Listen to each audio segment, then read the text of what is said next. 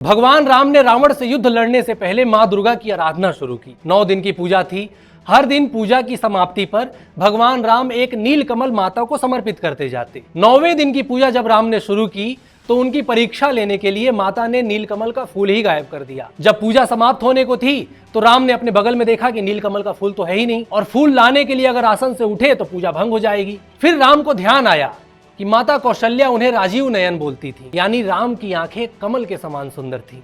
राम ने सोचा कि नीलकमल तो मिल नहीं रहा, चलो माता को अपनी आंखें ही समर्पित कर देता हूं। फिर जैसे ही उन्होंने कटार से अपनी आंखें निकालने की कोशिश की, मां दुर्गा प्रकट हुई और राम का हाथ पकड़कर बोली, होगी जय हे पुरुषोत्तम नवीन, कह महाशक्ति राम के वदन में हुई लीन। इसके बाद राम रावण युद्ध हुआ। भगवती का आशीर्वाद राम के साथ था, वो युद्ध में विजयी हुए। तो आप देखिए कि भगवान राम को भी रावण पर विजय प्राप्त करने के लिए शक्ति की आराधना करनी पड़ी।